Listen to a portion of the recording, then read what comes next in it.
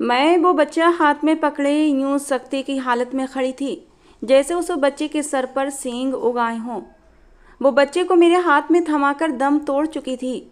मेरी आंखों में हजारों सवाल थे, जिनके जवाब की बजाय उसका बेजान शरीर मेरे सामने पड़ा था। मैं उस बच्चे की अचानक माँ बनने पर खुशी मनाती या फिर हैरान और परेशान होती, मुझे कुछ भी समझ नहीं आ रहा था। एकदम से मेरी मांगी गई सारी दुआएं आज पूरी होकर मेरी गोद में किलकारियां मार रही थीं, और मैं बजाय खुश होने के हैरान और परेशान और सदमे की हालत में खड़ी थी। मैं उस बच्चे की माँ तो थी, फिर भी मेरे दिमाग में बार बार एक ही सवाल घूम रहा था कि उस बच्चे का बाप आखिर कौन है। वो एक बहुत ही प्यारा सा गोरा चिट्टा सा बच्चा था जो मेरी गोद में किलकारियां ले रहा था, और मेरे वीरान दिल और उजड़ी कोख में ठंडी आहें जमा होना शुरू हो चुकी थीं। काश ये बच्चा मेरा अपना होता। ये एक ऐसी इच्छा थी जो अब हसरत में बदलने लगी थी। मेरी शादी को 7 साल हो गए थे, लेकिन भगवान ने मुझे बच्चा नहीं दिया था। मेरी गोद सूनी ही थी, मेरा आंगन सूना था, जिसे देख देख कर मेरे दिल में हौल उठते थे।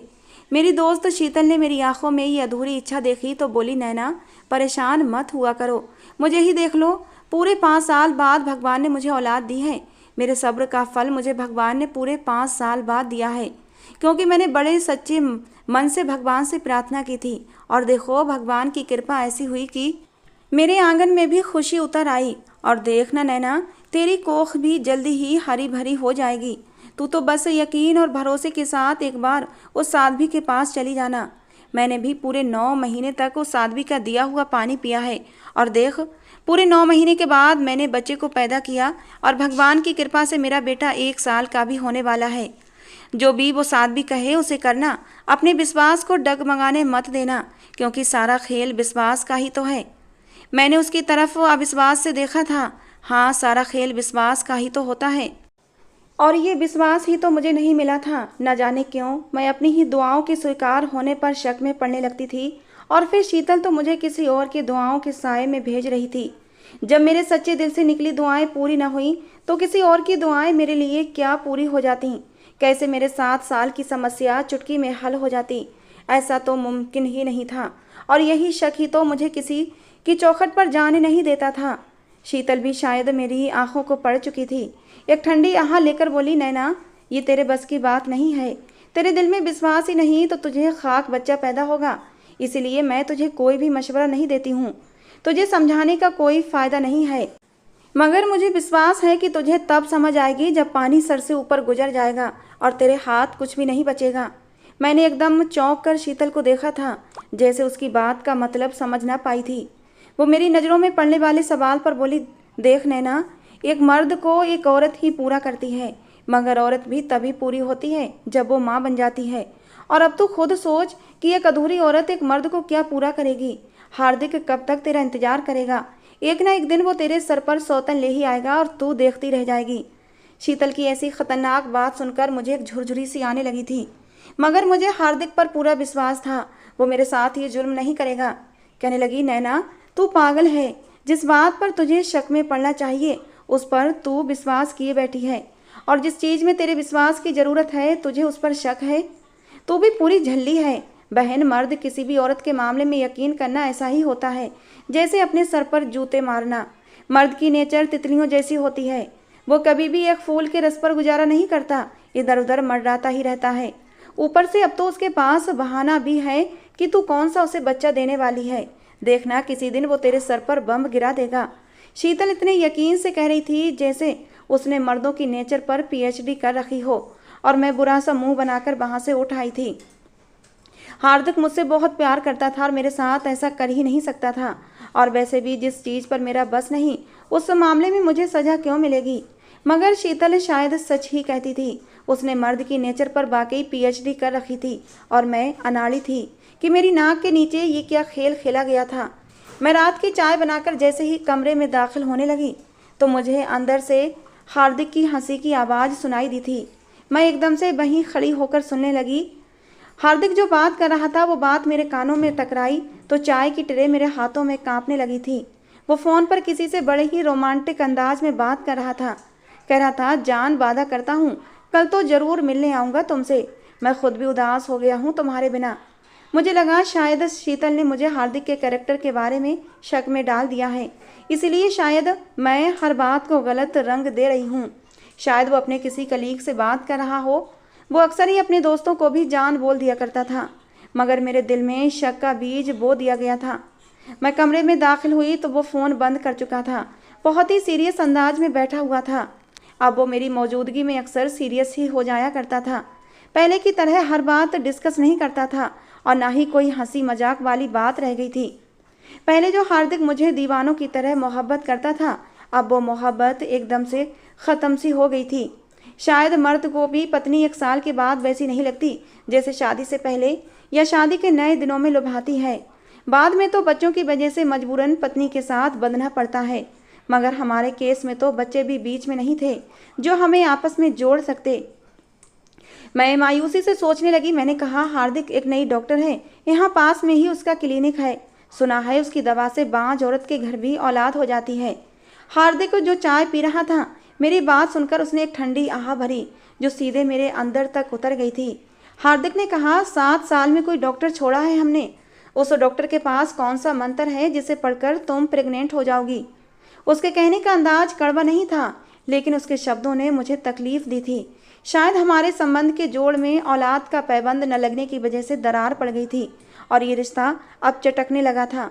इससे पहले कि और देर हो जाती और मेरी कोशिशों और मोहब्बतों से बनाया गया ये बंधन उदासियों के कचरेदान में फेंक दिया जाता।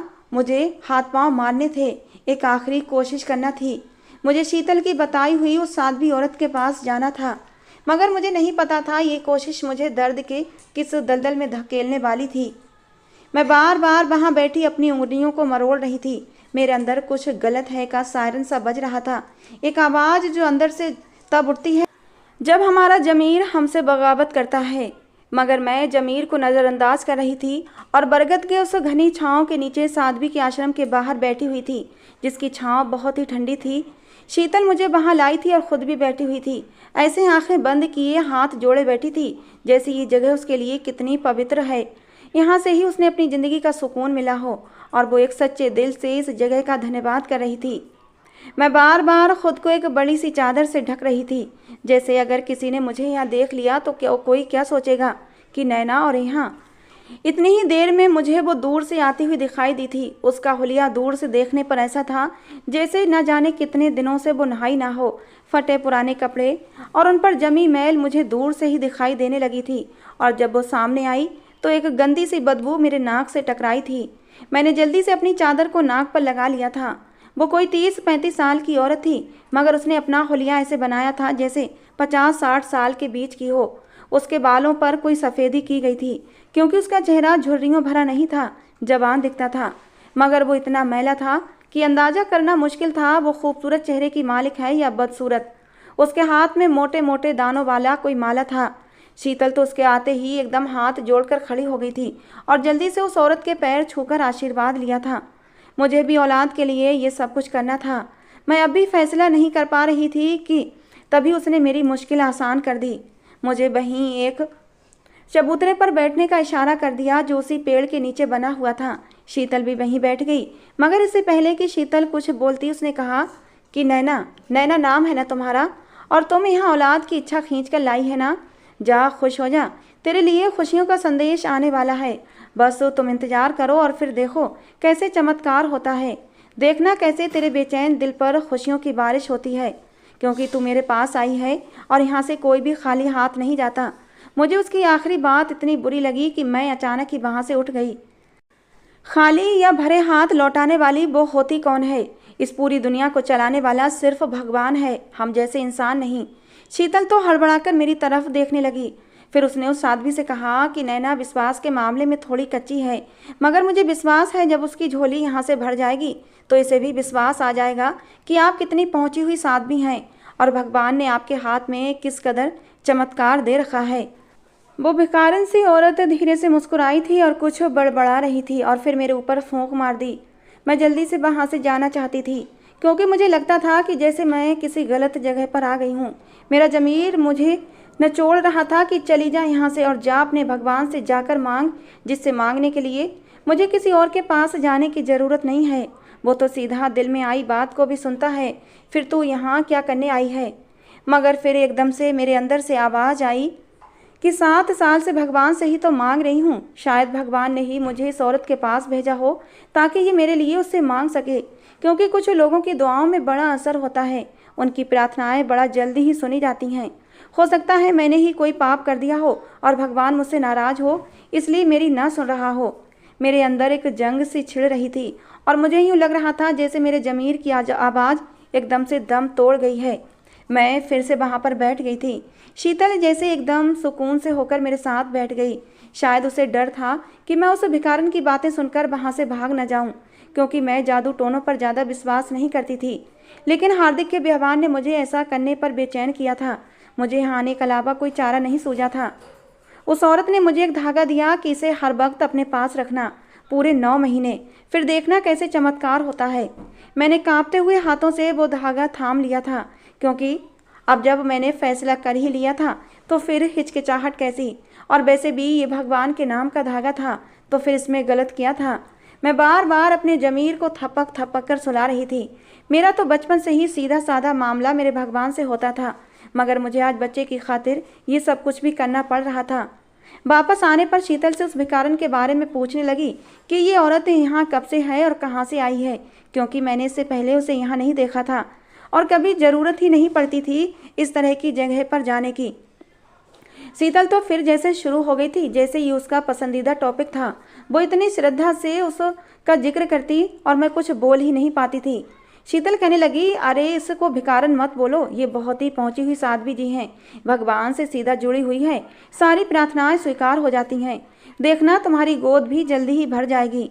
मैंने कहा, वो सब तो ठीक है, लेकिन क्या इस औरत के पास नहाने का समय नहीं होता? मैंने पहली बार अपने दिल की बात जबान पर लेकर आई थी।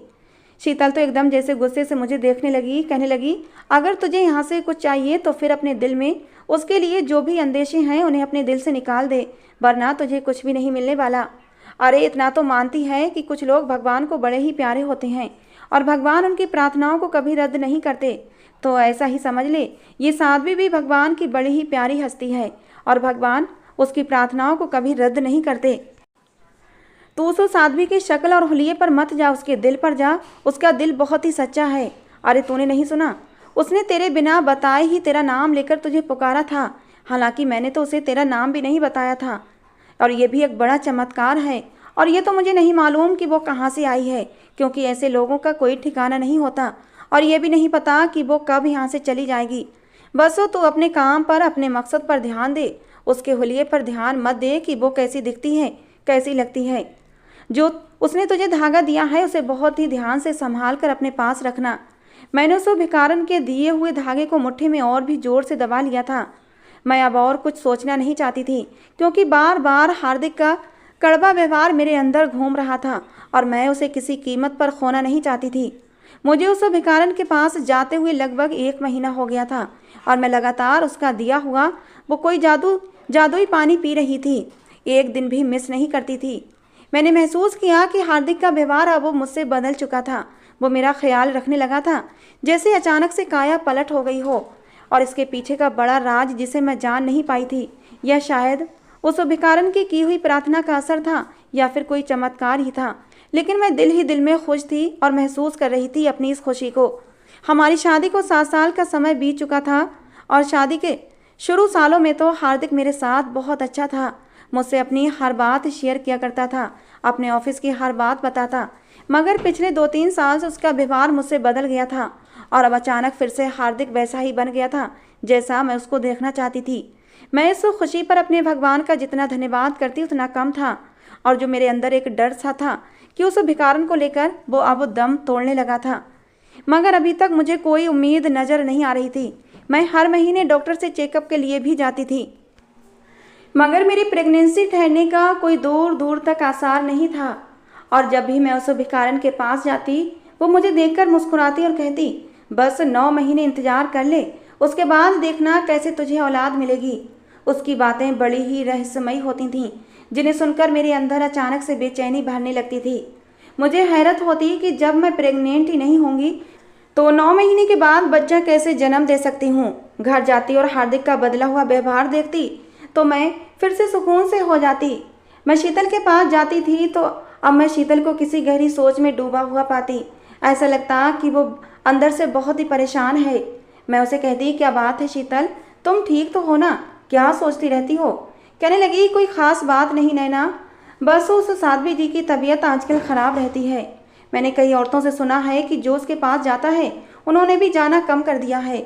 जब उसकी ही हालत इतनी ख़राब है तो फिर अब वो हमारा काम क्या खाक करेगी। मैंने कहा, खैर तो है, आजकल तुम्हारा विश्वास भी उस पर डगमगाने लगा है, क्योंकि अगर ऐसी बातें मैं करती थी तो तुम मुझे काट खाने वाली नज़रों से घूरती थीं। शीतल कहने लगी, मुझे तो उसने जो आशीर्वाद दिया था उसके आशीर्वाद से मेरे घर खुशी आई है। मैं तो शक नहीं कर रही, मगर इन मोहल्ले वाली औरतों की बातों की वजह से परेशान हो जाती हूँ, क्योंकि वो कहती हैं कि आज तक हमें उससे कोई भी फ़ायदा नहीं हुआ। मैं हंसने लगी। मैंने कहा, तू उन औरतों की इतनी टेंशन मत ले। आजकल पता नहीं क्यों हार्दिक का व्यवहार मुझसे बहुत ज़्यादा बदल गया है। शायद ये उसी साध्वी जी का असर है, या फिर मैं खुद हैरान हूँ कि ये कैसे हुआ है। शीतल कहने लगी, देखा ना, मैं तुझे ना कहती थी कि वो बड़ी ही पहुँची हुई चीज़ है, उसकी प्रार्थना में बड़ा असर है। मेरा विश्वास अब फिर से मजबूत हो गया है। मैं शीतल को कोई जवाब न दे सकी, क्योंकि मेरे पास कोई जवाब था ही नहीं। लेकिन अगर मैं जान जाती कि इस खेल के पीछे क्या षड्यंत्र है तो शायद मैं अपने कदमों पर खड़ी न रह पाती कि एक बहुत बड़ी साजिश थी जो रची जा रही थी। मुझे उस औरत के पास जाते हुए लगभग 5 महीने हो गए थे, और इन 5 महीनों में हार्दिक ने कभी मुझसे कोई भी गुस्से वाली बात नहीं की थी। हार्दिक ने मुझसे पूछा भी था कि तुम आजकल कहाँ के चक्कर लगाती रहती हो, तो मैंने उसे बता दिया था कि एक बहुत ही पहुंची हुई साध्वी जी है, मैं उन्हीं के पास जाती हूँ और शीतल मुझे लेकर जाती है। शीतल कहती है कि साध्वी के आशीर्वाद से तुम्हें बच्चा जरूर होगा। लेकिन पता नहीं क्यों मुझे वो औरत साध्वी कम और कोई भिखारन ज़्यादा लगती है, इतनी गंदी, इतनी बदबूदार कि उसके पास बैठना भी मुश्किल हो जाता है। मेरी इस बात पर हार्दिक ने मुझे चौंक कर देखा। कहने लगा, गलत बात है नैना, अगर तुम किसी भगवान के खास भक्त के पास जाती हो तो पूरे विश्वास के साथ जाया करो। सारा खेल विश्वास के ऊपर ही टिका होता है। इस बार मैं उस साध्वी के पास गई तो वो निढाल सी एक चबूतरे पर लेटी हुई थी। मैं काफ़ी दिन के बाद उसके पास गई थी। वो मेरी तरफ देखकर मुस्कुराने लगी।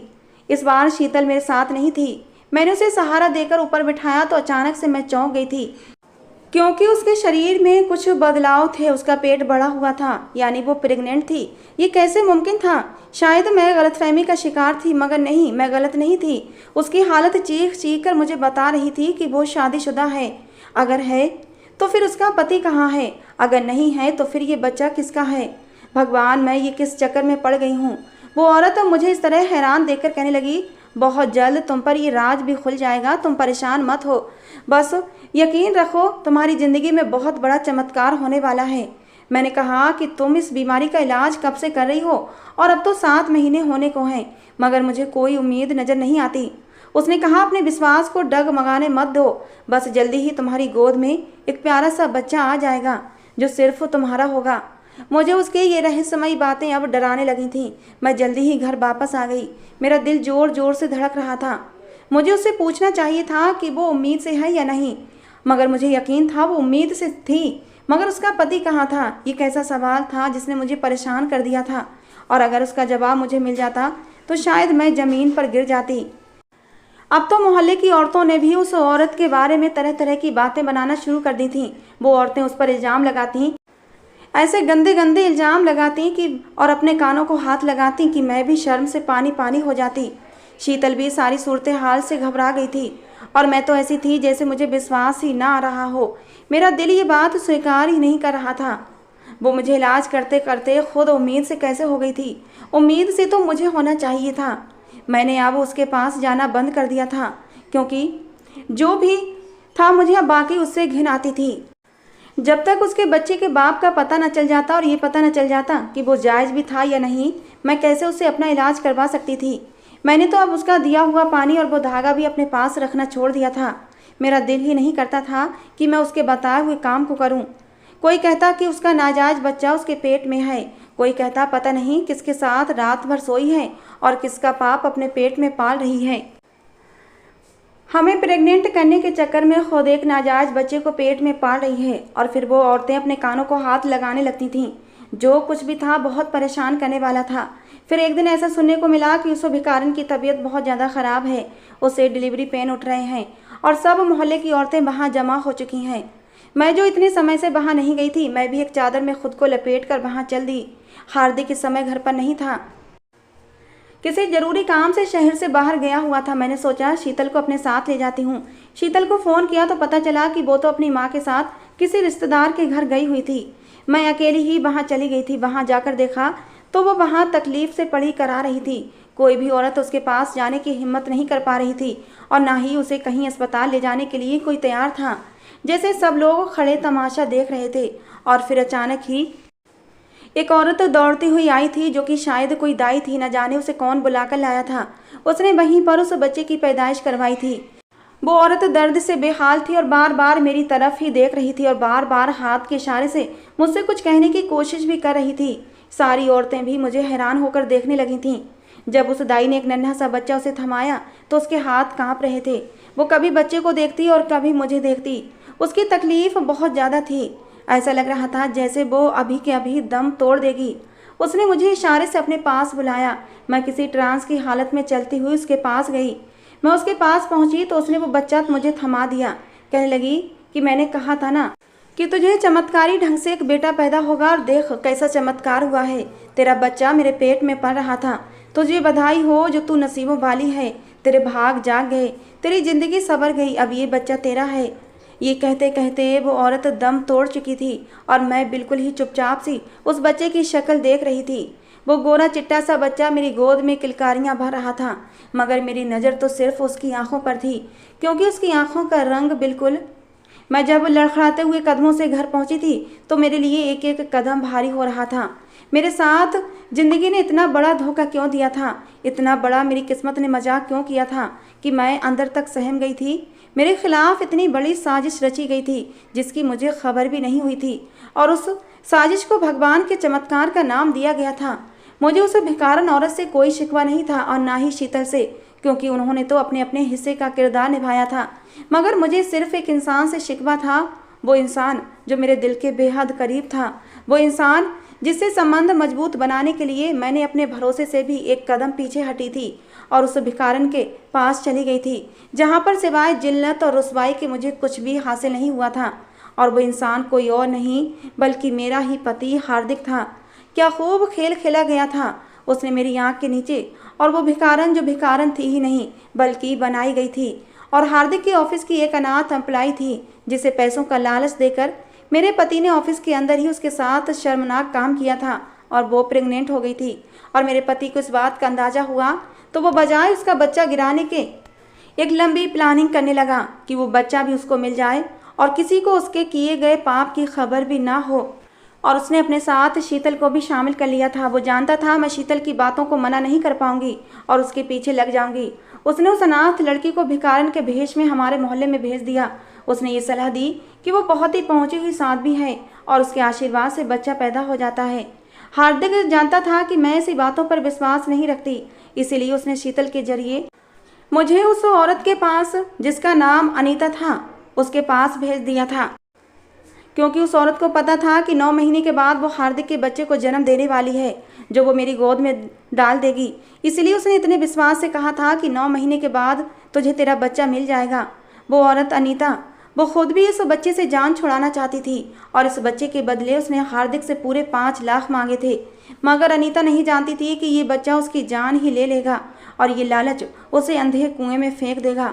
वो बच्चे को जन्म देते हुए भगवान को प्यारी हो गई थी।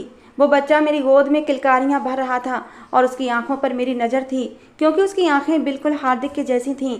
मैं जब उस बच्चे को लेकर घर आई, हार्दिक से कहा कि वो औरत मरते मरते अपना बच्चा मुझे सौंप गई है। पता नहीं किसकी नाजायज औलाद है, मैं तो इसे अपने पास नहीं रखूंगी। ऐसा करें इसे किसी अनाथ आश्रम में डाल आएं। मैं देखना चाहती थी कि हार्दिक का क्या रिएक्शन होगा। मेरी बात सुनकर हार्दिक एकदम से तड़प उठा था, जैसे उसके दिल पर किसी ने छुरी चला दी हो। कहने लगा, पागल हो गई हो, तुम कब से औलाद के लिए तरस रही थी, और जब हमारी झोली में भगवान ने औलाद दे दी है तो तुम उसे अनाथ आश्रम में भेजने की बात करती हो। उसने झपट कर वो बच्चा मेरी गोद से ले लिया था और बेतहाशा उसे चूम कर अपने सीने से लगा लिया था। मैंने कहा, हार्दिक, आपने मुझे इतना बड़ा धोखा क्यों दिया? जब ये बच्चा आपका था तो तुमने मुझसे झूठ क्यों बोला? आप चाहते तो मुझे छोड़ देते, मगर इतना बड़ा धोखा ना देते। हार्दिक ने हैरान नज़रों से मेरी तरफ देखा था। मेरी आंखों से आंसू बह रहे थे। ये आंसू मेरा भरोसा टूटने के आंसू थे, धोखा दिया जाने के आंसू थे, और उस मोहब्बत के लिए थे जो मैंने उस बेवफा पर लुटाई थी। और बदले में मैंने क्या पाया था? इतना बड़ा धोखा। मैंने बच्चा वहीं हार्दिक के पास छोड़ा और अपने कमरे से बाहर निकल आई। मैंने कहा, ये आपका और उस औरत का बच्चा है और इसकी माँ मर चुकी है, लेकिन ये बच्चा जिंदा है, इसलिए अब आप ही इसे पाले पोसें। मैं इसको हमेशा हमेशा के लिए छोड़ कर जा रही हूँ। ये कहकर मैंने अपना सामान बांधा और घर से निकल आई। हार्दिक बेकरारी की हालत में मेरे पीछे दौड़ा था। मेरे सामने आ गया, मेरे आगे हाथ जोड़कर कहने लगा, मुझे माफ़ कर दो नैना, मुझे बाकी तुम्हारे साथ इतना बड़ा धोखा नहीं करना चाहिए था, लेकिन मैं क्या करता। उस दिन मैं अनीता के साथ ये पाप कर बैठा था। गलती मेरी ही थी जो मैं अनीता के बहकाने पर बहक गया था। मेरा विश्वास करो, पहल अनीता ने ही की थी। मर्द तो मर्द होता है, बहक जाता है, लेकिन औरत को भी अपनी इज्जत को संभाल कर रखना चाहिए। उस दिन अनीता ने ही मुझे खुली ऑफर की थी और पता नहीं कैसे मैं बहकता चला गया था। उसके बाद भी वो मुझे ब्लैकमेल करती रहती थी और मुझसे पैसे लेती रहती थी। और फिर कुछ दिन बाद ही उसने मुझे खबर सुनाई कि वो माँ बनने वाली है। अनीता ने कहा था कि वो बच्चे के चक्कर में पड़ना नहीं चाहती और वो बच्चे को गिराना चाहती है, लेकिन मैं जो 7 सालों से बच्चे के लिए तरस रहा था, मैं कैसे अपने बच्चे की जान ले सकता था। मैंने अनीता के सामने हाथ जोड़कर विनती की थी कि प्लीज़ तुम बच्चे को मत गिराओ, इसे पैदा करके मुझे दे दो। उसके बदले में अनीता ने मुझसे 5 लाख रुपये मांगे थे। मैं उसे वो भी देने के लिए तैयार था, लेकिन मुश्किल ये थी कि मैं इस बच्चे को कैसे अपनाता और कैसे उसे तुम्हारी गोद में डालता। मैं तुमसे भी बहुत प्यार करता था, तुम्हें छोड़ना नहीं चाहता था। अगर मैं चाहता तो तुम्हें छोड़कर अनीता से शादी कर सकता था, लेकिन मैं तुम्हारे बिना नहीं रह सकता था, इसीलिए मैं तुम्हें छोड़ नहीं पाया।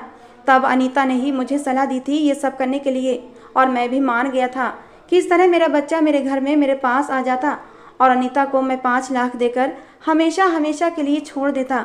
लेकिन भगवान को कुछ और ही मंजूर था कि तुम्हें सब कुछ पता चल गया और अनीता भी इस बच्चे को जन्म देते ही मर गई। प्लीज़ जो कुछ हुआ उसे भूल जाओ।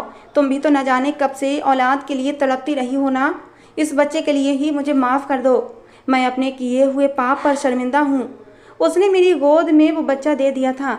इतना प्यारा नन्हा सा बच्चा था कि मेरा दिल उस बच्चे को देखकर पिघलने लगा। मैं उसकी माँ नहीं थी, मगर फिर भी उसको छोड़ने का दिल नहीं चाह रहा था। वैसे भी उसकी माँ मर चुकी थी और अब मैं ही उसे माँ बनकर पालना चाहती थी। इसलिए उस बच्चे की वजह से मैंने हार्दिक के साथ रहना स्वीकार कर लिया। लेकिन हार्दिक ने मुझे जो धोखा दिया था वो मेरे दिल से अब तक निकला नहीं है। एक माँ बच्चे की खातिर एक बेवफा मर्द के साथ रहना मंजूर कर सकती है। शायद यही माँ का दिल होता है, और मैंने भी उस बच्चे को देखकर अपने दिल में उस बच्चे की ममता भर ली थी। दोस्तों, आपको क्या लगता है, मुझे इतना बड़ा धोखा मिलने के बाद भी क्या हार्दिक को माफ़ कर देना चाहिए? अपनी राय कमेंट बॉक्स में ज़रूर देना। दोस्तों, आज की हमारी ये कहानी आपको कैसी लगी ज़रूर बताना। पसंद आई हो तो प्लीज़ लाइक करना। रोज़ एक नई कहानी सुनने के लिए हमारे चैनल को भी सब्सक्राइब करना। मिलते हैं दोस्तों अगली किसी नई कहानी के साथ।